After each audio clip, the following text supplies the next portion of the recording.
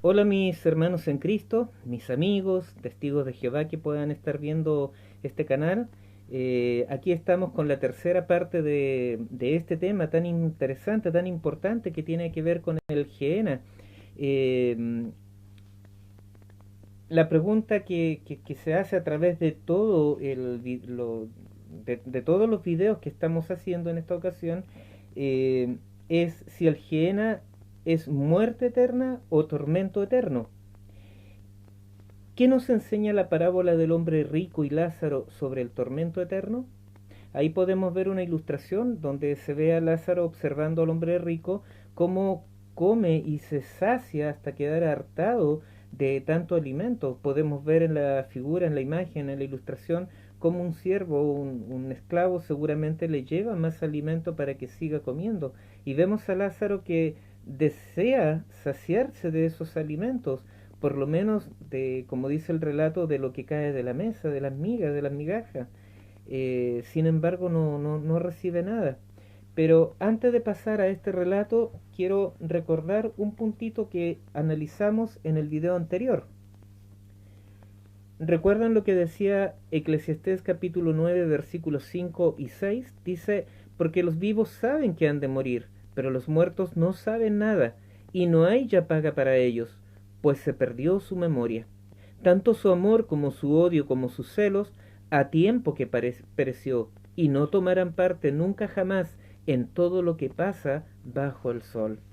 Bueno, aquí veíamos que el rey Salomón, precisamente él fue quien escribió Eclesiastés, eh, dice que los vivos saben que van a morir, pero una vez que uno muere, dice, los muertos no saben nada, y no hay ya paga para ellos, pues se perdió su memoria. Los testigos de Jehová se apoyan en este texto para afirmar que después de que uno muere ya no hay nada más. Uno cayó en el olvido, dejó de existir, no hay memoria, no hay pensamiento, no hay sentimientos, no hay nada. Tal como dice la línea siguiente, tanto su amor como su odio, como sus celos, a tiempo que pereció. Pero lo que no toman en consideración los testigos de Jehová es la última parte. Dice, y no tomarán parte nunca jamás en todo lo que pasa bajo el sol.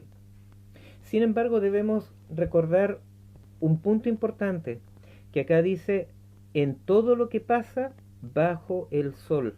Es decir, Salomón, con toda su sabiduría, él consideraba solamente lo que pasaba desde el punto de vista humano, de lo que pasaba bajo el sol, nada más.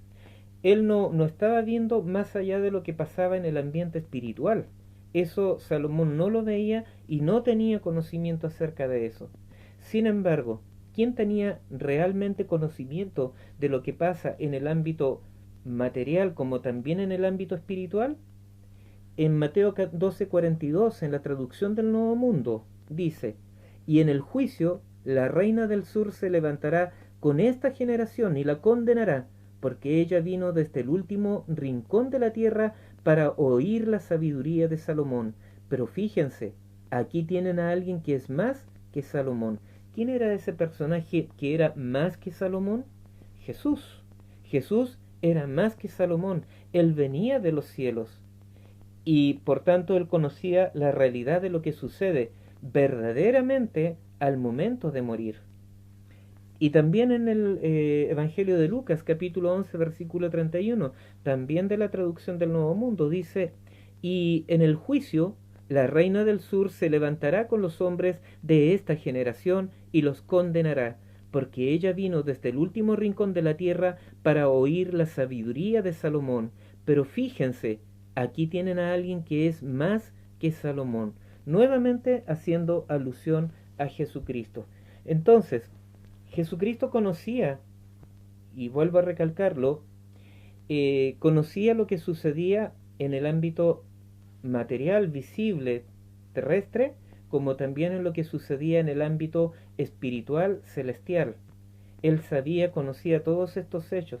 Por eso la Biblia dice en este pasaje, que en los pasajes que vimos recién de Mateo y Lucas, que alguien más que Salomón está aquí, es decir, alguien que era muy superior a Salomón, no tan solo en sabiduría y en conocimiento, sino que era mucho más recordemos que el Señor Jesús, Él fue parte clave en la creación del universo, de todo lo que vemos y de lo que no vemos también. Bien, ¿quién nos enseña la parábola del hombre rico y Lázaro sobre el tormento eterno? Jesús con frecuencia habló del infierno y del Gehenna o lago de fuego. La llamada parábola del hombre rico y de Lázaro es un ejemplo. El relato se encuentra en el Evangelio de Lucas capítulo 16 versículos 19 al 31. En este relato se nos habla de un hombre rico que hacía banquetes con esplendidez. Y también nos habla de Lázaro, un mendigo que se instalaba cerca de la casa del hombre rico y él veía, estaba tan cerca que veía cuando caían las migajas de la mesa del rico y él ansiaba saciarse de las migajas del rico, pero no le daban, no recibía nada. Entonces dice ahí que Lázaro ansiaba saciarse con las migajas que caían de la mesa del rico. Pasó el tiempo, perdón, ambos mueren y el relato dice que el hombre rico alzó sus ojos en el Hades, estando en tormentos.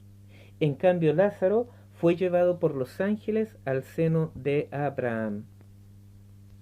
¿Cuál es el argumento de los testigos de Jehová en relación a este relato?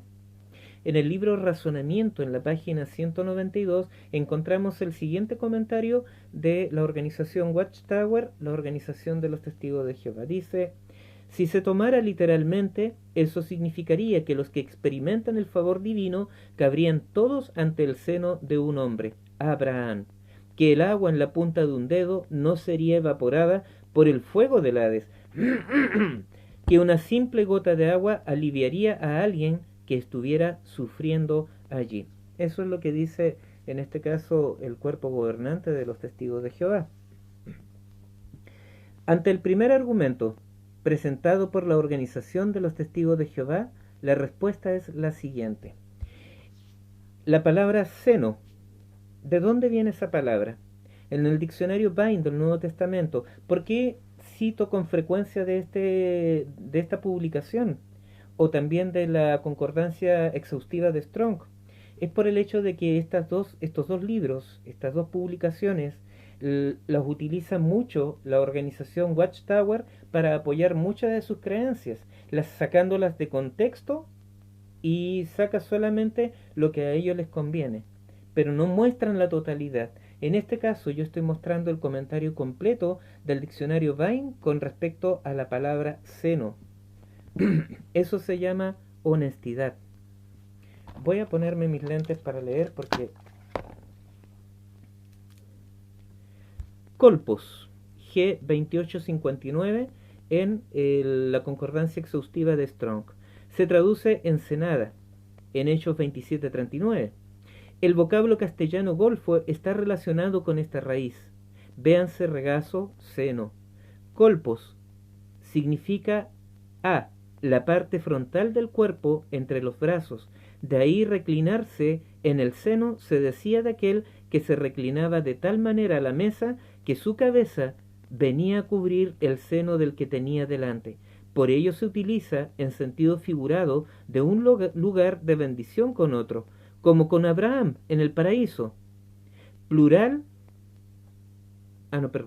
de la costumbre de reclinarse a la mesa en el seno, un puesto de honor, de la relación eterna y esencial del Señor con el Padre, en toda su bienaventuranza y afecto, tal como la que se expresa en esta frase, el unigénito Hijo que está en el seno del Padre. Por lo tanto, la palabra seno se puede traducir como golfo, ensenada, y también puede significar la parte frontal del cuerpo entre los brazos, es decir, como cuando uno, como si se dijera folclóricamente, como cuando uno apapacha a alguien, ¿cierto? Ahí lo coloca en su regazo, en su seno. Bueno, esto dice que significa la parte frontal del cuerpo entre los brazos. De ahí reclinarse en el seno se decía de aquel que se reclinaba de tal manera a la mesa que su cabeza venía a cubrir el seno del que tenía delante. Así como Jesús dice el unigénito Hijo que está en el seno del Padre. No significa que todos los que iban a ese lugar se iban a reclinar en el seno de Abraham. También puede traducirse como golfo o como una ensenada, un lugar amplio, un lugar extenso. También se puede traducir así. Segundo, la gota de agua. Claramente es una exageración. Es como cuando hace mucha calor y uno dice, necesito aunque sea una gota de agua. Esto ejemplifica el grado de desesperación del hombre rico a causa del fuerte calor y la sed. Otro argumento presentado por los testigos de Jehová. En el libro Usted puede vivir para siempre en un paraíso en la tierra, en la página 89 del capítulo 9, párrafo 19, dice, como prueba adicional de que este no es un relato literal, sino una ilustración, considere esto. ¿Se halla el infierno en realidad a distancia de hablar desde allí al cielo, de modo que se pudiera efectuar una verdadera conversación como aquella? Eso lo dice el libro Vivir para siempre de los testigos de Jehová, editado por ellos. Pregunta, ¿quién dijo que el seno de Abraham se encontraba en el cielo? Creo que ahí hay un pequeño error. El diccionario Vine del Nuevo Testamento define casma, la palabra que se traduce como una gran cima. Dice relacionado con casco, bostezar, se emplea en Lucas capítulo 16, versículo 26, como una gran cima. Dice acá que las traducciones, varias traducciones Reina Valera, Beson, versión moderna, la NBI, IDA, lo traducen abismo. En la versión griega de los 70, en segunda de Samuel, capítulo 18, versículo 70, se utilizan dos términos con respecto al cuerpo de Absalón, bótunos, que significa una gran olla, y casma, una dilatada cima o precipicio con una profunda olla en el fondo, a donde fue arrojado el cuerpo. Por lo tanto, según el diccionario Vine, una gran cima o ese abismo es una gran olla en el terreno, una depresión profunda. Y pone como ejemplo el caso de cuando arrojaron el cuerpo de Absalón a una gran olla, precisamente. El diccionario Swanson define casma como abismo, cima, grieta profunda que no puede ser atravesada. Por lo tanto, cuando se habla de una gran cima, no se refiere a que el seno de Abraham esté en los cielos. No, no, no. La tradición judía define que el seno de Abraham estaba cercano al Hades, en los alrededores, antes del Hades, en una región superior al Hades. Entonces, por esa razón, cuando en este relato Jesús habla de una gran cima o un gran abismo,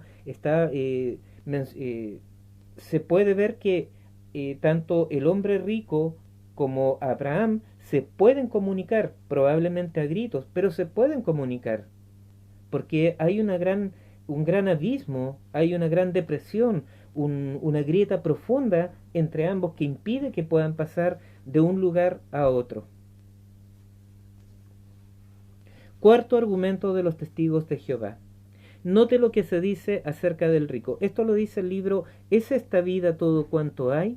También editado por los testigos de Jehová. En el capítulo 12, páginas 99 y 100, dice, note lo que se dice acerca del rico. ¿Por qué estaba atormentado en el Hades? ¿Qué había hecho él? Jesús no dijo que el rico llevaba una vida degradada, ¿verdad? Todo lo que Jesús dijo fue que el hombre era rico, vestía bien y banqueteaba suntuosamente. ¿Merece esa conducta por sí misma castigo por medio de tormento? Es verdad que en la actitud del rico para con el mendigo Lázaro se ve una falta seria. El rico carecía de compasión para con él, pero ¿lo distinguía suficientemente de Lázaro esa falta? Eso es lo que dicen los testigos de Jehová en este libro. ¿Es esta vida todo cuanto hay? ¿Fue condenado el hombre rico a estar en tormento a causa de tener riquezas o por tener riquezas? No. El relato dice que Lázaro ansiaba saciarse de las migajas que caían de la mesa del rico. Esto implica que el rico, lejos de sentir compasión por Lázaro, no le daba ni de las migajas que caían de su mesa. Eso habla de un corazón egoísta y duro. ¿Qué dijo Jesús con respecto a los que manifestaban esta clase de conducta y actitudes? En Mateo capítulo 25, versículo 41 leemos: Entonces dirá también a los de la izquierda: Apartaos de mí, malditos, al fuego eterno, preparado para el diablo y sus ángeles. ¿A quiénes le dijo esto Jesús y por qué? Desde el versículo 42 del mismo capítulo 25 de Mateo hasta el versículo 46 dice: Porque tuve hambre y no me disteis de comer, tuve sed y no me disteis de beber, fui forastero y no me recogisteis, estuve desnudo y no me cubristeis, enfermo y en la cárcel y no me visitasteis. Entonces también ellos le responderán diciendo: Señor, ¿cuándo te vimos hambriento, sediento, forastero, desnudo, enfermo o en la cárcel y no te servimos? Entonces les responderá diciendo: De cierto os digo que en cuanto no lo hicisteis a uno de estos más pequeños, tampoco a mí lo hicisteis. E irán estos al castigo eterno y los justos a la vida eterna. ¿Qué implicaba el castigo eterno?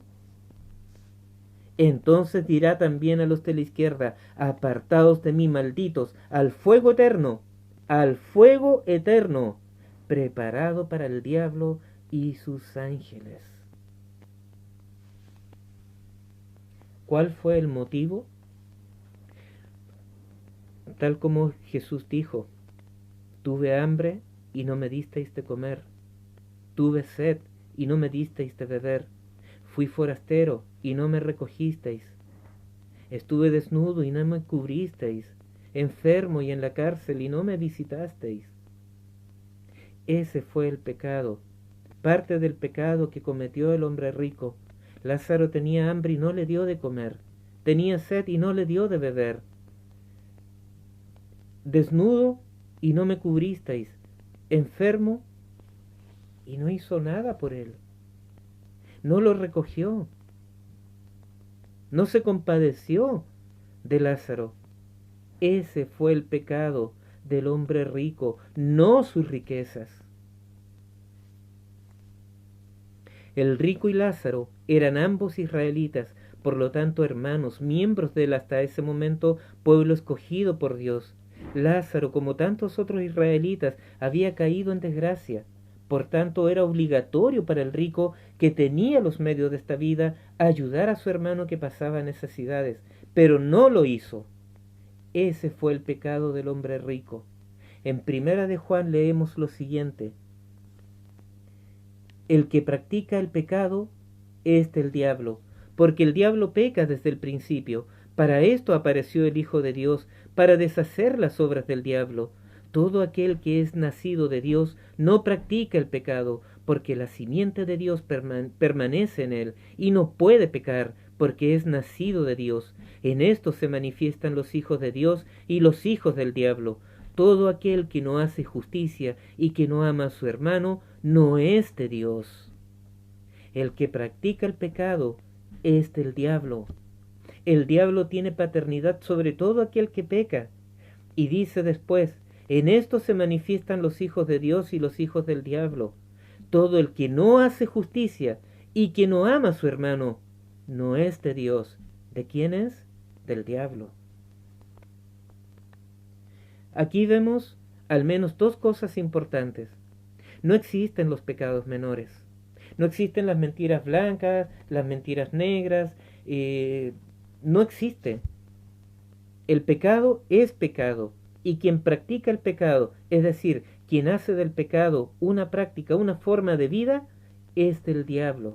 Así de simple. No importa lo que haya sido. Si es parte de su vida una forma de vida, es pecado igual. Por lo tanto, el diablo tiene paternidad sobre él. El que no hace justicia y que no ama a su hermano no es de Dios.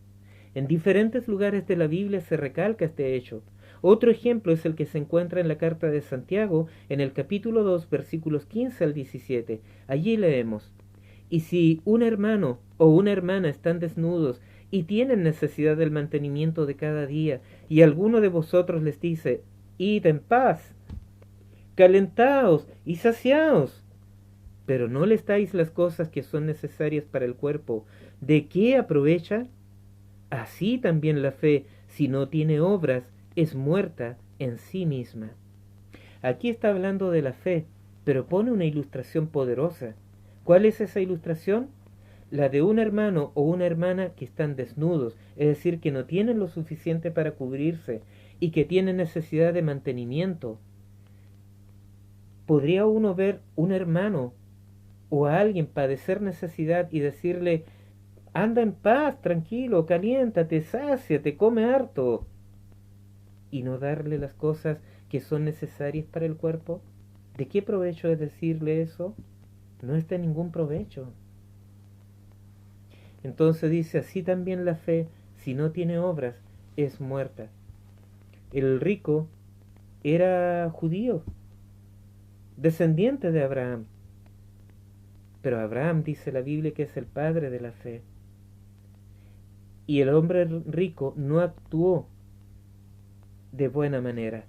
Lamentablemente él no le dio las cosas que son necesarias para el cuerpo: alimento, abrigo, no atendió a Lázaro. Por esa razón, Lázaro, cuando murió, fue a parar al Hades, a sufrir tormento.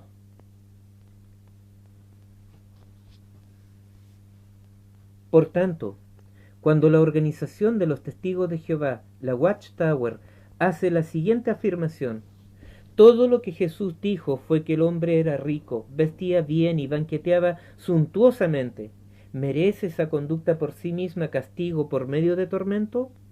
Es verdad que en la actitud del rico para con el mendigo Lázaro se ve una falta seria. El rico carecía de compasión para con él, pero ¿lo distinguía suficientemente de Lázaro esa falta?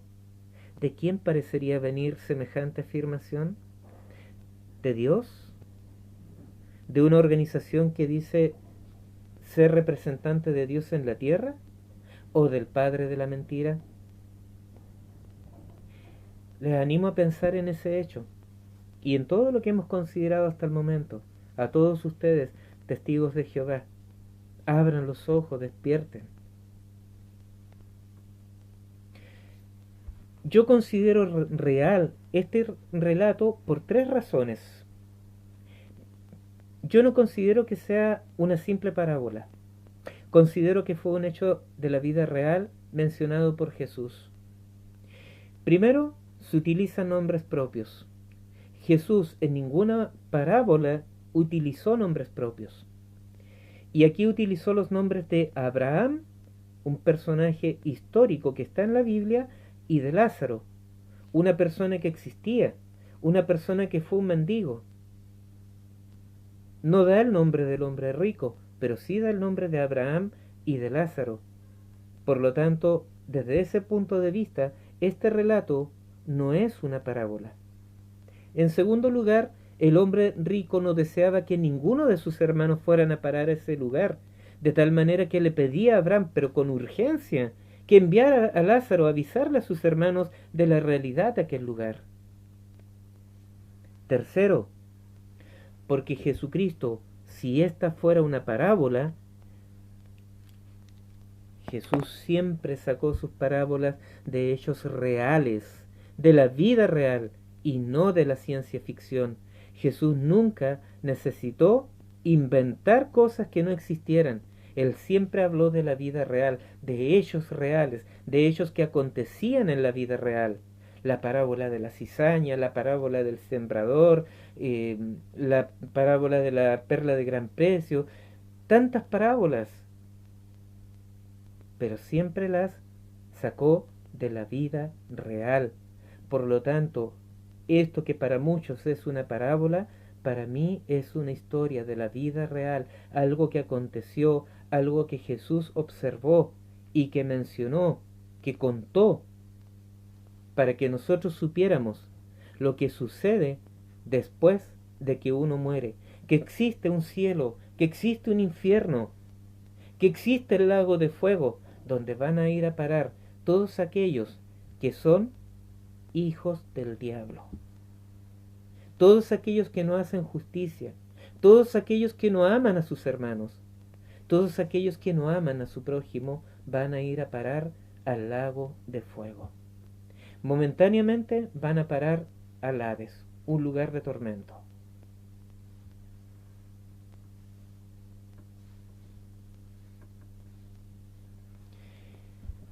Parte 4. ¿Qué nos enseña la conversación de Jesús con Nicodemo acerca de lo que sucede después de morir? Esta parte la vamos a ver dentro de unos pocos días más. Les invito a preparar sus corazones para poder aprender acerca de esta conversación que Jesús tuvo con Nicodemo.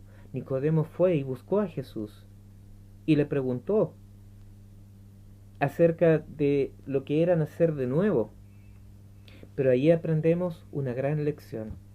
Es importante que pueda ver este próximo video, así que los dejo cordialmente invitados para ver la cuarta parte. ¿Qué nos enseña la conversación de Jesús con Nicodemo acerca de lo que sucede después de morir? Que Dios les bendiga y les guarde y les proteja en toda situación, aún en medio de esta pandemia. Para la gloria de Dios, en el nombre de Jesús. Amén.